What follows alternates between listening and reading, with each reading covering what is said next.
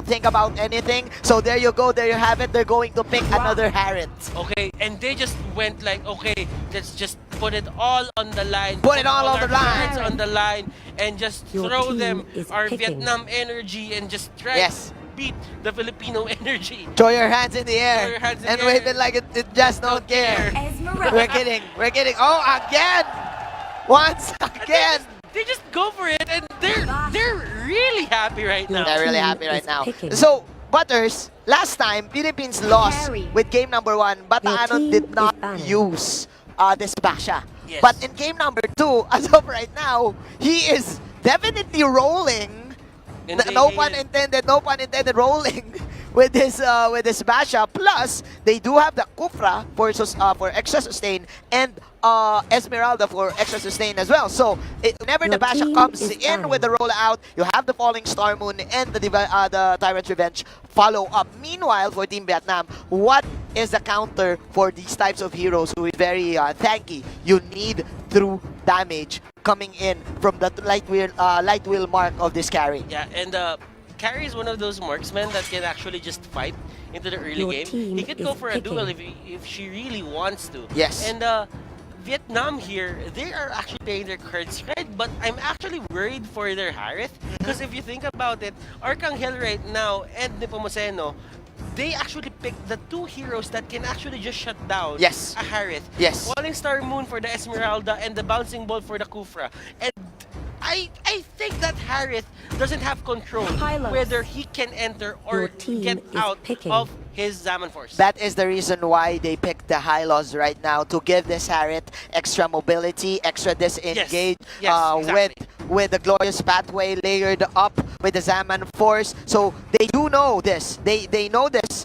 They did notice that Team Philippines will go again for another type of how should I describe this? Gangster mode type of lineup. Aggressive type of lineup. Aggressive. But like this one, like 4 melee heroes and just go for the extra long range damage Your of team this is Death picking. Sonata in the backline. Meanwhile, Team Vietnam, they went for this late game insurance. They have the carry in their arsenal, so I do trust this carry. This is my best pick actually. But again, for this carry answers the Kufra, the Basha, and the Esmeralda.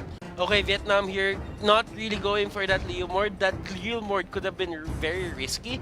But if you get the early game, you can actually snowball from there, especially when you have the carry on your side. And to add to that, Yes, Butter, to add to yes. that, the Leomord can go 50-50 against the Granger. Yes. Whenever he catches it with he catches him with that Phantom Steed, right? Whenever he goes for the flank, Yeah. the Granger cannot position himself very well. It's either you choose to go to the front line Yes. and face the Leomord straight up, or you just wait for the right timing and just wait for the Leomord to lose the Phantom Steed buff. Or still, we don't know. This We is don't know, we don't know. this is Archangel's Granger, by the way. So Okay. he's proven us wrong time and time again. Here we go. Smash them. We are now entering the screen. This is the Celestial Palace for the probably the last game of the night.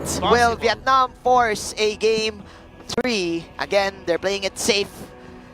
Their lives are on the line right now. Okay, so tournament life, Vietnam, they need to protect it. And right now, we do have Philippines on the blue side. On the and blue Vietnam on the red side. This is what you call the change court. the change court. The change court. Because you have to go to halftime. Yes, because we did went to halftime. You have to go to halftime. Yeah, But the difference is, when you win 2 quarters, you win already. definitely. You don't go to the third You don't quarter. go to the third quarter. You never Especially in go to the third ML. quarter. Especially in ML, man. Especially in esports. Yes. Especially in esports. Okay, so right now both of the teams securing both of their statue shockers and giving it to their mid lane course, which is the Esmeralda and the Harriet, which is, by the way, 2 heroes who rely so much on this early game buffs. Nguyen here, he is just facing off against Yeah, this he's facing off the Basha. Batanon. Okay. Look at this. Look at this. Look at Batanon. He's not phased about whatever Nguyen MH is doing. Yeah, he is unfazed. He knows his capabilities. It's because of does this back passive, man. It decreases your damage, your last damage every time. It's actually the best counter for a Granger pick, but more about that later, because Team Vietnam, they are now securing their first grab coin of the game, giving it to Dean. So Dean is having a great time in terms of early game. They want this they want this 2-minute push right now, but they will just disengage in the bottom side. They're actually wasting a lot of time here onto the bottom lane, Vietnam. They are planning to just give up this turtle, but Philippines doesn't really pick up on that, and they do not try to go for that easy turtle. But right now, Vietnam is setting themselves up to secure that turtle, or probably to contest. Yeah, they want to contest it. Of course, two of the cores are now at level 5. Castro Mayor is on level 2. Din, on a very good position here, just needs to dodge out the falling Star Moon and just go for the instant chrono dashes. Meanwhile, Pam not really looking well here in the bottom side. And this is one hero that Bataanon can't do what he did into game number 1. Just stay in front of him, because as you all know, true damage is one of the banes of a Baksha. Definitely, true damage is true right now. Of course, that is the first stun hitting Nguyen number 1. Nguyen number 2 is going toe-to-toe with Nepomuceno. Nepomuceno is just going for the Stardust Dance poke. 3 minutes in, no kills yet. Arcangel is farming in the top lane. So as the carry, so as Pam. Meanwhile, that is, of course, the first Salmon Force of the game. Dean will just disengage. That is wasted ultimates for the side of Team Vietnam. And Nguyen, not really Nguyen, but Nepomuceno, not only for bowling, but for esports but for esports as well. Not only for bowling. Alright, there you go. The second round of objectives, a spawn, and both of the core heroes again getting it. So no actions yet in this game. They're not settling down for getting this turtle right now, Mr. Butters. Both of these teams, they're buying time for their cores to get online. Granger on the back line, and they will actually take out the Granger. Vietnam here having a good start. Bataanon getting caught out. The wild charge will catch too. Bataanon, and look at this. They're just tagging up everything, but the two cores. Oh my goodness. Rock will go down, and that was a 2v1 exchange. But that is a great advantage coming in from Vietnam. It secured this turtle. Let's see what Bataanon can do. Din is astonishing right now on this Harriet, unlike game number 1. Probably looking great. He can go toe-to-toe with the Cho as well, and probably with the Granger go in for the flanks. You have this glorious pathway, and of course the Revitalize to save his life. He is at almost 4,000 health points here, plus getting this turtle burn. He can actually go for another gank right now. And Vietnam finding the right stuff to actually take down Arcangel. Earlier, they didn't really have a way to catch Arcangel on his Granger, but right now with the glorious pathway by Nguyen HT, they can just go to the back line. Hold that thought. Nepomuceno, he needs to move here. Pam! He will stomp Pam into the ground as Nepomuceno will pick him off. 2-2. Nice counter goal coming in from Philippines, so probably even up this economy in the first 5 minutes of our game. Nepomuceno here just being the mid laner that Philippines need right now. He is trying to set up the tempo for his team Manjin. Yeah, this is the wonder kid. But again, you have this stamps. Nguyen, the very a good sustained hero here for Team Vietnam to keep up with the sturdiness of the side of Team Philippines. Team Vietnam, they're holding the line. They have their ultimates right now. They have the glorious pathway. They have the Salmon Force. What is going to be the play, Mr. Butters? Fam here just trying to hug out Arcangel. Arcangel here with the shots. Fam, he is just gonna get out, and he got you, Fam. He got you, Pam. Okay, so Nguyen HT is here, just zoning out Team Philippines, but did the Granger got the hammer? Wow. Okay, so they're stealing objectives right now. They got the Jammer, and they got the Statue Shocker for the side of Philippines, and that will give them a 1,000 gold lead for the first 6 minutes of our game. And Arcangel here might get sandwiched, but he will be using that Etsunata to get away. Okay, and he did. Bataanon, Going for another rollout. Oh no, he is trapped. Is he tanky here? He will pop that ultimate. That is, of course, a Zaman Force to the Glorious Pathway. But the Anon, he refuses to die. And look at Team Philippines, they're sandwiching. Team Vietnam, Arcangel will go for the Rhapsody. But man, there's no damage. All of these heroes are now in half health. And so much for the hype. Both of them will just disengage. But as I say this, Nepomuceno will pick up one. You scream, you shout, you let it all out, but one person dies on the side of Vietnam. Well, Vilya, onto the bottom lane, he is just, onto the middle lane rather, he is just trying to annoy Vietnam right now and just give the Philippines the space that they need to just farm. But speaking of space, Butters, again, Fam BT doesn't have any deaths yet. Again, he is the main answer for this type of lineup that Philippines do have.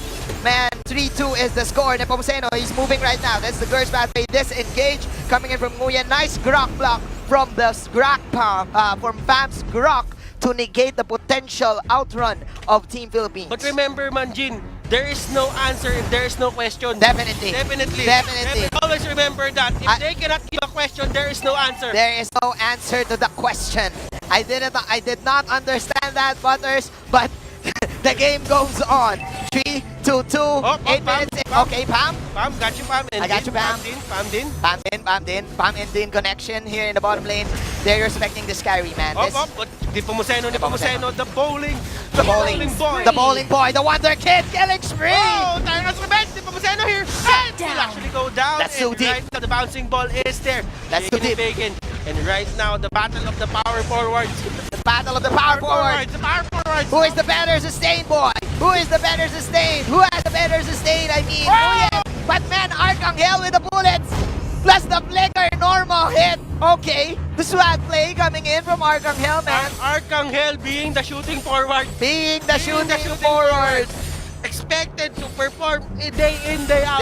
Day in, day out, having 60% field goals with this Death Sonata. But as I say this, that's it, of course, an exchange, a value trade coming in from Vietnam, getting the first tower in the mid lane. So they opened up a lot of space here for them to dive in. And looking at this match right now, we are 9 minutes into the game currently. There is only 8 deaths on the board. Yeah. So this game has a really low kill count. Yeah, this is just both of the teams playing it safe, of course, but the Anon will not go for that very aggressive standing up type of playstyle due to the true damage of this carry. Of course, Bam having that Electro Flash as his emblem, he can actually get out layered in with the Glorious Pathway. So man, Team Vietnam, they do have this. Arcangel is just proving them wrong with this Death Sonatas, man. And I just noticed that Baksha is really just a bigger slaughter site of Tams. If you would look at you look at animation. If you look at the animation, it's a bigger slaughter site. Plus it can go toe to toe with the Basha. If you're gonna think about it, especially with the Tams lifesteal here. If he has the Bloodlust Axe. But right now, there's going to be another answer for the side of Vietnam. That is Arcangel falling down in the hands of Nguyen. Nice outplay from Team Vietnam. Philippines overestimating themselves a bit there, actually letting Arcangel go to the front line. The Glorious Pathway was set. And if ever Arcangel could have went for the flicker, that's the time when Nguyen would just put the Glorious Pathway for the Harriet to chase after the Granger. But at the same time, you wouldn't really do that if you are kind of being careful for the side of the Philippines. And speaking of being careful, Vietnam is indeed being careful here. Careful here. Nguyen now having the Queen's Wings on his item, so which Nguyen? Nguyen MH. Nguyen part 2. The Tams. Okay. The Tams. So they do have a lot of counter sustain in terms of team fights right now, Mr. Butters. Okay, so Glorious Pathway will be set. That was a bit skewed, but right now, Death Sonata will be thrown out. Way of the Dragon is there. That is, of course, another Way of the Dragon. Here comes Arcangel with the free hits. Nice knock-up coming in for the side of Philippines. But man, the carry with the Phantom Steps. Phantom stepping in, Phantom stepping out, proccing in the true damage. Villa will just go to the bottom lane and will confuse Team Vietnam. Vietnam still forcing another team fight. Din popping another Salmon Force. Arcangel, he is falling Oh low. my goodness. That is the flicker out. Nguyen threatening him with another glorious pathway. This is Vietnam's game for the taking. 5-5. That is dominance ice for the Hylos to add more sustain, to add more tankiness. Meanwhile, Pam will answer in with his own split push in the top lane. Right now, Vietnam, they got a hold of the lead. Even if Philippines has a better goal advantage to their side, they just lost control of the game. Yeah. And right now, Villia is actually doubting his teammates because the thing about it is he could just go for the push Yes. if he really wants to, but Yes. he was trying to, just go for the backup. Yeah, definitely, definitely. And besides that, Butters, Team Philippines, 4 of them are melees. And the carry, if you're playing this very well, if you position yourself very well, especially if you got your first skill going, you can just go for the kites and Phantom Step all of these melee heroes and just burn all of their life points to dust, right? Yes. And one of the things that we have to see here is Arcangel didn't really get a good game. Yes. A good early game. Because when you see it, right now, it's 12 minutes into the game, but you only deal 547 damage of crit Yes. to a Grok. That doesn't spell well, or that doesn't go well for the side of Team Philippines But right let's now. see, man, nice dodge from this Harriet to counter, go to Falling Star Moon. The camera is looking at Bam. Carry right now, here we go. What can he do? That is where the bouncing ball, the drop will fall down. Arcangel will with another detonata, but that is mega kill coming in from the Harriet. Plus that double kill, the Popoceno still at full health. But man, Vietnam is holding the line. Their tower is still alive in the mid lane. They played with the counter sustain and it is paying off. 6, 7, 14 minutes in our game right now. Arcangel really needs that endless battle on his Ranger right now. The only reason why they're not winning the fights is because they don't really have the damage. Si Pomoceno, they are forced to get out, but then on the other side of the map. But look at Bam. Look at Bam. He's chasing the Esmeralda.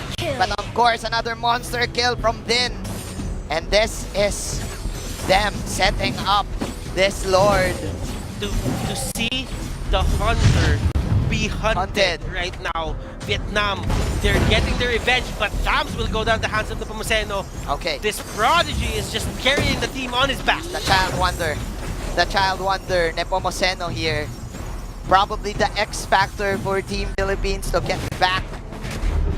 But man, Team Philippines with a counter Lord on their own. Pam right here stalking them. Oh, Arcangel. The Pam connection. And Arcangel really just tried to Oh. run, but Harry will go down. And this Okay. is the right time for the Philippines to fight. Blur's pathway to get away. And Vietnam, they just lost control Yes. of this Lord take. And this is just the Filipino experience here. Coming in from Philippines with these types of games, you just need pick-offs, right? And whenever you pick off, you immediately go for an important objective, which is the Lord. And man, Team Philippines, such clutch pickups there, eliminating the sustained heroes coming in from Vietnam. But as I say this, there's going to be another clash here at the Statue Chalker side. Nepomoceno lurking, going in for the Falling Star Moon, hitting tree. Oh my goodness. He will hit Pam, but Pam will just phantom step out. Nepomoceno! Pick up to the core. Nepomoceno, such clutch here. The Wonder Kid plus Arcangel with the 3 hits of the detonata from the side. The Harriet is now alive. Vietnam is still holding on, but Nepomoceno, there's no stopping him. He is at the unstoppable strength. Nepomoceno's game is here right now. 11-8. Man, Vietnam, they're falling low the wall. Team Philippines destroying the wall of Vietnam. Filipinos are rallying. Vietnam will lose their tournament life. The Philippines will advance to the next round of the tournament. And that is bronze secured. And the crowd goes wild. And the crowd And goes they wild. defend the land. Manjin, Defend what a the land. performance coming out from Nepomoceno there. Yes, the Child Wonder showed up for game number 2. My and goodness. man, clutch, man. Clutch pickups was the key for Team Philippines to win that fight. They clearly don't win team fights like 5-on-5 Yeah. 5-on-5 skirmishes due to the counter sustain of the Tams, of the shield, and the glorious pathway of the Harriet and the Hylos. Plus the carry, he has the damage for Vietnam to rely on. But again, with the Death Sonata pokes, and of course, the experience of Team Philippines in playing this type of games, they clear